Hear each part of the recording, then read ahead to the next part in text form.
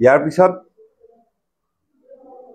তদন্ত ঘোষণা কৰিলে, SIT গঠন কৰা হ'ল, তদন্ত কৰি থাকিলে। কিন্তু তদন্তৰ মাজতে আমি আচৰিত পালো এটা কথাত যে ফেচবুকত অসমৰ ৰাইজে যিবিলাক মানুহক দোষী বুলি কয় সেইবিলাক মানুহক SITয়ে মাতে। তেনেকে চলি থাকিলে। এতিয়া কথাটো হ'ল যে যোৱাকালিৰ যিটো ঘটনা, সেই ঘটনাটো জুবিন অনুৰাগীৰ কাৰণে ভুল হোৱা নাই। এজন আৰক্ষী বিষয়াই যিটো চোচা ল'লে আৰু জুবিন অনুৰাগী বা জনসাধাৰণৰ ওপৰত যিটো আক্ৰমণ কৰিলে, তাৰ পিছৰ পৰা এই গোটেই ঘটনাখিনি ঘটিছে। এতিয়া আমি মুখ্যমন্ত্ৰী ডাঙৰীয়া আপুনি সদায় এটা কথা কৈ থাকে যে যিসকলে এনেকুৱা কাম কৰিছে তেওঁলোক অনুৰাগী নহয়, জুবিন অনুৰাগী নহয়। মুখ্যমন্ত্ৰী ডাঙৰীয়া, আমি আপোনাক প্ৰশ্ন কৰিব বিচাৰো যে জুবিন অনুৰাগী হ'বলৈ কি কি ক্ৰাইটেৰিয়া থাকিব লাগিব? নে অসম চৰকাৰক সুধি পেলাই আমি জুবিন অনুৰাগী হ'ব লাগিব নেকি? আপুনি এটা SOP তৈয়াৰ কৰক যে এইখিনি ক্ৰাইটেৰিয়া থাকিলেহে আমি জুবিন অনুৰাগী হ'ব পাৰিম। প্ৰথম কথা। দ্বিতীয় কথা, মানুহৰ যিটো ক্ষোভ, আজি জুবিন গাৰ্গক অসমৰ মানুহে ভগৱান সজালে, ভগৱানৰ স্থানত ৰাখিলে। আৰু SITৰ পৰা কিছুমান ৰিপৰ্ট বাহিৰলৈ আহিছে যিবিলাকে ভগৱানক দানৱ কৰিব চেষ্টা কৰিলে। একচামে উঠি পৰি লাগিলে জুবিন গাৰ্গৰ বদনাম ওলাবলৈ। SITৰ পৰা ওলাইছে এইবিলাক কাগজ, বেলেগৰ পৰা ওলোৱা নাই। আজি পষ্টমৰ্টেম ৰিপৰ্ট বাহিৰত ওলাল। কিয় এইবিলাক হ'বলৈ পালে? SITৰ কণ্ট্ৰলটো মুখ্যমন্ত্ৰী ডাঙৰীয়া আপোনাৰ হাতত নাই নেকি? আমি এইখিনি কথা জানিব বিচাৰিছো। আৰক্ষীৰ ভুলৰ কাৰণে কিয় যোৱাকালি এই ঘটনাটো ঘটিব পালে? কিয় এইটো হ'বলৈ পালে? কিয় বাস্কাত নিব লগা হ'ল? আজি মানুহৰ ক্ষোভ ক'ত? মানুহৰ ক্ষোভ হ'ল 14 দিন পুলিচ কাষ্টাডিত থকা শ্যামকানু মহন্ত। যেতিয়া যোৱাকালি মানুহে টিভিত দেখা পাইছে তেওঁৰ দাড়ি মুছ ক্লিন ছেভ, নৱৰত্ন তেল লগাই চুলি আচুৰি, মানুহে এইবিলাক ভাল নাপায়। অপৰাধীয়ে কোল্ড ড্ৰিংকছ খুৱাব লগা হ'ল, বিলাসী জীৱন এটা জীবলৈ, কৈদিক বিলাসী জীৱন দিবলৈ তেওঁলোকে বাস্কালৈ লৈ যাব লগা হ'ল। আজি বাস্কাৰ যিটো ঘটনা, এইটো অকল বাস্কা নহয়। আপুনি কালি কাৰ্বি আংলঙত লৈ যাওক, গোলাঘাটত লৈ যাওক, ডিব্ৰুগড়ত লৈ যাওক, শিৱসাগৰত লৈ যাওক, চব জেলতে এনেকুৱাই হ'ব। আমি আপোনাক সুধি পেলাই জুবিন অনুৰাগী হ'ব নালাগেতো। আমাৰ দৰকাৰ নাই জুবিন অনুৰাগী। আপোনাৰ পাৰ্মিশ্যন লৈ, আপোনাৰ কথা মতে ক্ৰাইটেৰিয়া লৈ পেলাই আমি জুবিন অনুৰাগী হ'ম। আৰু আমি ইমান দিনৰ পৰা আমি যিখিনি কথা দেখি আহিছো, এটা কথা ঠিক যে শ্যামকানু মহন্তৰ প্ৰতি মুখ্যমন্ত্ৰী ডাঙৰীয়াৰ কিবা এটা চফ্ট কৰ্ণাৰ আছে। কিবা এটা চফ্ট কৰ্ণাৰ আছে। কাৰণ কিয় নহ'লে এনেকুৱা নহয়তো আপুনি দাড়ি চুলি কাটাই অপৰাধী এজনক লৈ আহিব। আজি ড্ৰাগছ বেপাৰী এটাক দেখাৰ লগে লগে আপুনি ভৰিত গুলিয়াই, ৰেপিষ্ট এজনৰ কথা গম পোৱাৰ লগে ঘৰটো জ্বলাই দিয়ে। এইবিলাক আপুনি নিজে কৰা কাম, নিজে আপুনি আইন ভংগ কৰিছে। আৰু আজি সেইকাৰণে অনুৰাগীবিলাকে বিচাৰি আছে জুবিনক শ্যামকানুক আমাক গতাই দিয়ক, ফাঁচি দিয়ক। আপুনি নিজে কৰা কামৰ ফলে এইবিলাক। এতিয়া কথাটো হ'ল মুখ্যমন্ত্ৰী ডাঙৰীয়া, আপোনাক হাতজোৰ কৰি অনুৰোধ কৰিছো, আপোনাৰ যদি অলপো যদি কিবা শ্যামকানু মহন্তৰ প্ৰতি যদি কিবা চফ্ট কৰ্ণাৰ আছে, এইটো আপুনি এতিয়া বাদ দিয়ক। ৰাজনীতি নকৰে মানুহে, অসমৰ মানুহে এতিয়া ৰাজনীতি নকৰে। অসমৰ মানুহক ন্যায় লাগে। আৰু আপোনালোকে ৰাজনীতি কৰি লাভো নাই। হিন্দু, মুছলিম, খ্ৰীষ্টান, কংগ্ৰেছ, AGP, BJP, AIUDF এইবিলাক এতিয়া নচলে। মানুহক লাগে ন্যায়, আৰু ন্যায়হে দিব লাগিব। হয়, আপুনি জুবিন গাৰ্গৰ ক্ষেত্ৰত দিল্লী এয়াৰপৰ্টৰ পৰা অনাৰ পৰা সোণাপুৰলৈ আপুনি যিখিনি কষ্ট কৰিলে এজন ডাঙৰ ককায়েকৰ নিচিনাকৈ, আমি আপোনাক চেলুট দিছো। সেইটো কাৰণে চেলুট দিছো। কিন্তু জুবিন গাৰ্গৰ মৃত্যুৰ নামত আপুনি ৰাজনীতি কৰিব, অপৰাধীবিলাকক বচাবলৈ যাব, এইটো হ'ব নোৱাৰে। কিয় শ্যামকানু মহন্তৰ ঘনীয়েকে হাঁহি ওলাই আহিব লগা হ'ল CIDৰ পৰা? কিয় কৈছে, গিৰিয়েকে চাগে ঘনীয়েকক কৈছে যে চিন্তা নকৰিবা, মোৰ কাৰণে ভাল জেগা আছে থাকিবলৈ, অলপ কষ্ট হ'ব। কিয় দাড়ি চুলি কাটি আনিব লগা হ'ল? 14 দিন জেলত থকা মানুহ এটা দাড়ি কিমান গজিব আমি নাজানো নেকি? কিমান দাড়ি গজিব? কিয় তাক ক্লিন ছেভ কৰি অনা হ'ল? কিয় কোল্ড ড্ৰিংকছ খাবলৈ দিব লগা হ'ল? এইবিলাক কথা। কিয় বাস্কা ডিষ্ট্ৰিক্ট, কিয় বাস্কা ল'লে? আপুনি ভাবিছে নেকি বাস্কাত জুবিন গাৰ্গৰ অনুৰাগী নাই? জুবিন গাৰ্গে বাস্কা ডিষ্ট্ৰিক্টত মেট্ৰিক পাছ কৰিছে। আৰু যিজন পুলিচ বিষয়া DSP, এই গোটেই বস্তুটো ঠাণ্ডা হ'ব কেতিয়া? যেতিয়া DSP জনক নিলম্বিত কৰিব।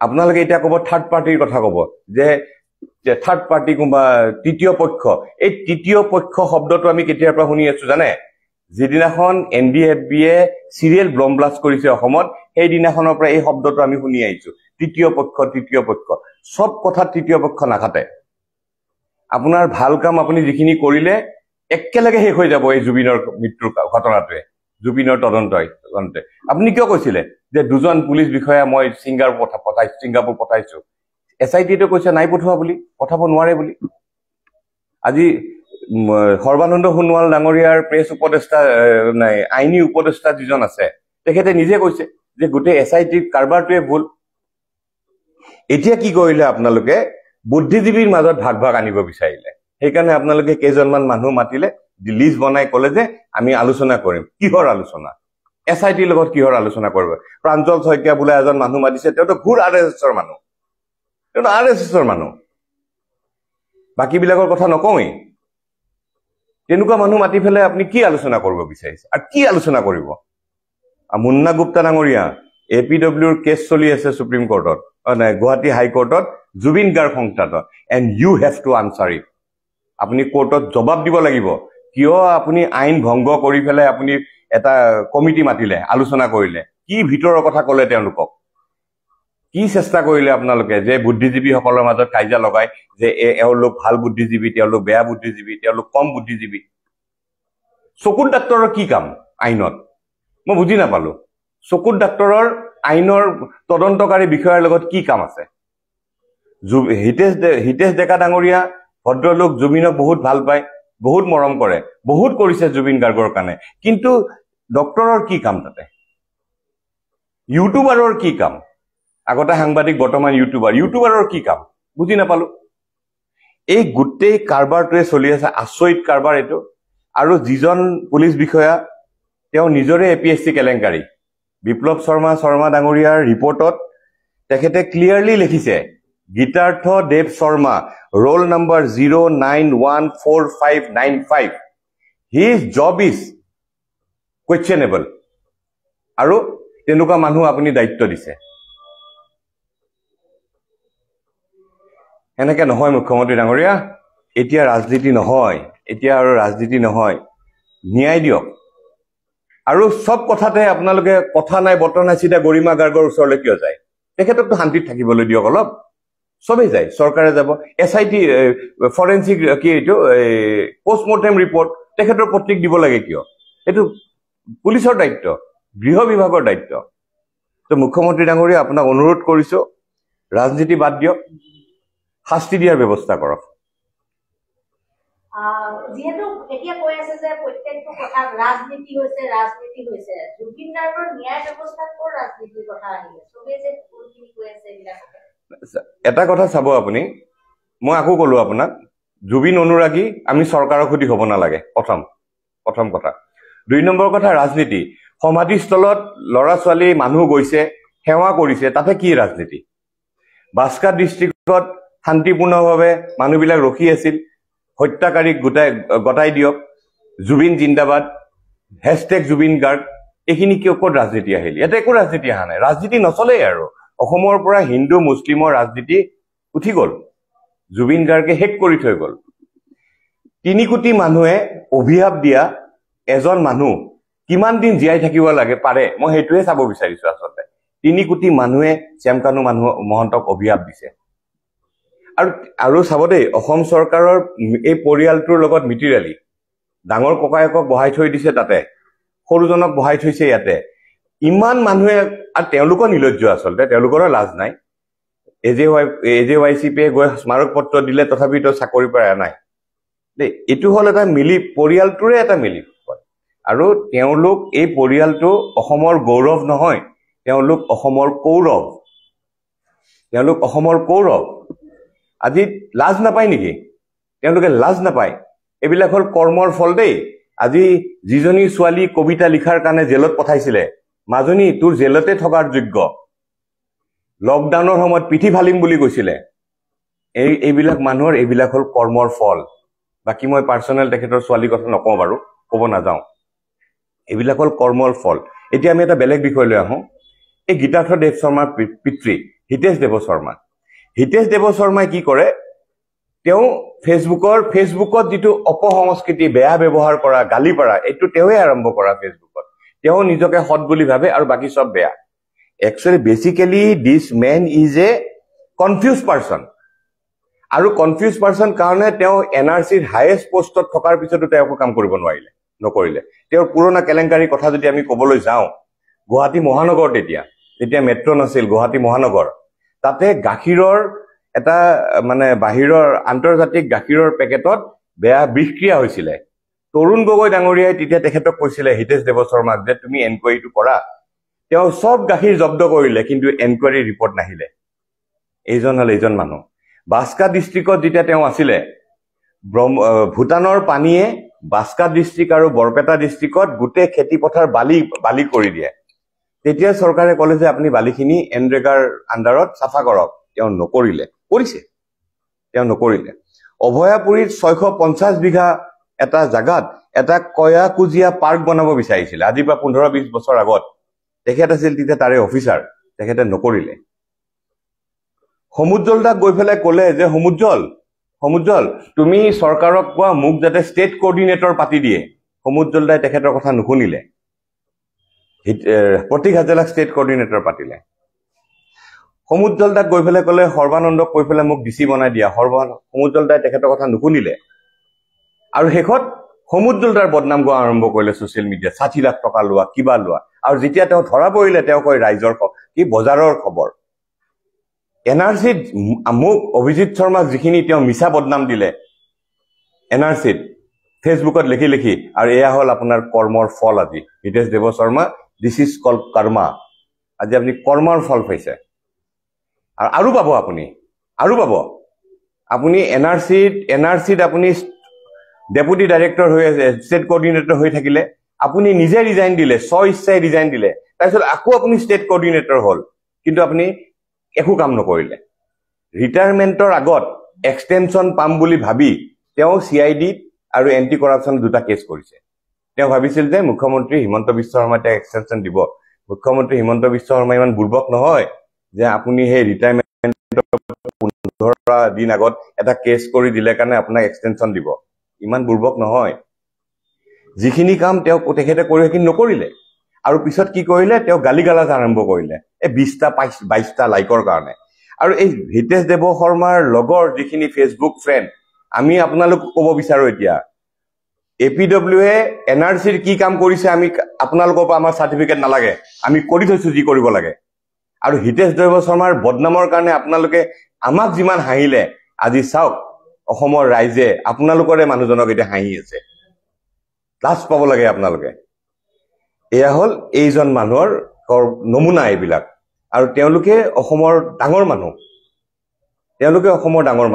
তেওঁলোকে যি কয় সেয়াই হয়। আৰু এতিয়া কি কৰিছে আপুনি আচৰিত ক'ব, এই মানুহজনে হিতেশ দেৱ শৰ্মাই এজন অংগনবাদী শৰ্মা বুলি এজন মানুহৰ লগত লগ লাগি QR কোডৰ বেপাৰ আৰম্ভ কৰিছে। তেওঁ বোলে ৰিভেৰিফিকেশ্যনৰ কেছ কৰিছে সুপ্ৰিম কোৰ্টত। QR কোড, চান্দা, পুতেক অফিচাৰ, জীয়েক ভাল কোম্পানীত চাকৰি কৰে, ঘনীয়েক অফিচাৰ, বোৱাৰীয়েকে চাকৰি কৰে, মাহত নাই বুলিও তেওঁলোকৰ 5 লাখৰ ওপৰত আহে। হিতেশ দেৱ শৰ্মাই নিজে পেঞ্চন পায়, আৰু তাৰ পিছত QR কোড লৈ চান্দা তুলিব নেকি জাতি বচাম বুলি। মেইন কামখিনি তুমি একো নকৰিলা।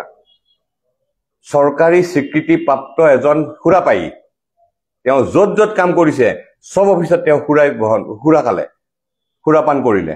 চৰকাৰে একো নকয়, তেওঁক গালি নাপাৰে, তেওঁক ছাছপেণ্ড নকৰে। তাৰমানে আমি বুজিবলৈ বাধ্য যে এইজন হ'ল চৰকাৰী স্বীকৃতিপ্ৰাপ্ত এজন সুৰাপায়ী। এনেকুৱা মানুহৰ পৰা আমি কি আশা কৰিব পাৰোঁ?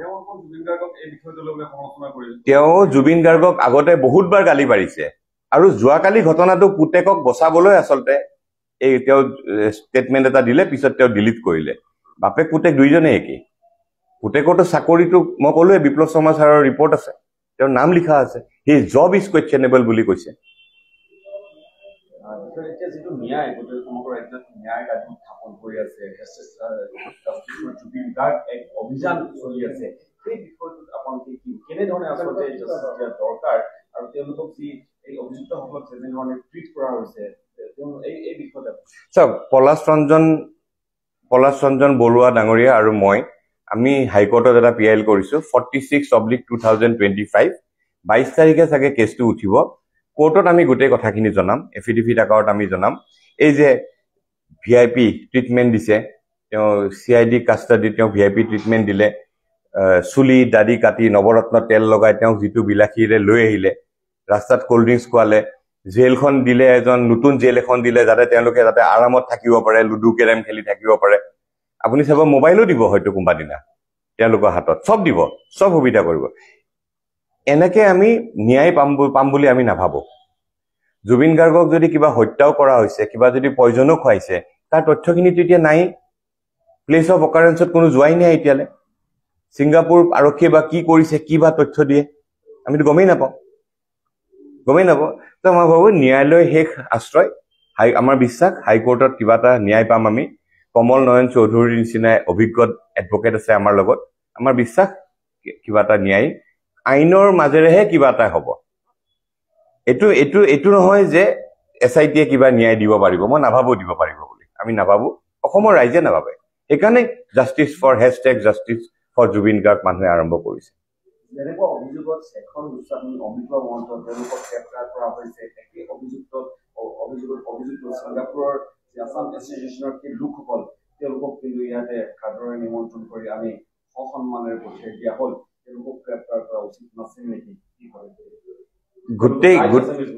গোটেই কেইজন হল অসমীয়া অসমৰ এজন খালি প্ৰবাসী বিদেশী মানে তেওঁ ছিংগাপুৰৰ চিটিজেন এতিয়া কথাটো হল মুখ্যমন্ত্ৰী ডাঙৰীয়াই কৈছে যে আপোনালোকে গৈ তেওঁলোকৰ পৰিয়ালক হেঁচা দিয়ক এই পৰিয়ালক হেঁচা দিব যে ক'লে যদি কোনোবাই ঘৰটো ভাঙি দিলে হয় খঙত আইন হাতত তুলি যদি ললে হয় মুখ্যমন্ত্ৰী চৰকাৰে নিজে আনিব লাগে তেওঁলোকক আৰু আনাৰ হেণ্ডকাপ শ্যামকানু মহন্তক যেনেকে হেণ্ডকাপ লগাইছে এইবিলাককো হেণ্ডকাপ লগাব লাগিছিলে লগাই আনিব লাগিছিল কিন্তু তেওঁলোকক VIP ট্ৰিটমেণ্ট দিয়া হ'ল কিয় ইয়াতে আপোনাৰ অভিমন্যু তালুকদাৰ বোলা এজন আছে তেওঁৰ এটা NGO আছে তেওঁ স্মাইল NGO মই ক'ব নালাগে লুৰিণজ্যোতি গগৈ ডাঙৰীয়া গোটেইখিনি কথা কৈছে ইয়াৰ আগতে তেওঁ জড়িত য'ত আপোনাৰ কোনোবা বৰঠাকুৰ বুলি এজন আছে এই যে IPL-ৰ বৰঠাকুৰ তেখেত আছে মুখ্যমন্ত্ৰী জড়িত হৈ আছে এইটো নাম হৈ আছে মুঠতে এটা কথা ঠিক যে ওভাৰঅল গোটেই বস্তুটো আহি ফেলাই এজন মানুহৰ গাতে লাগে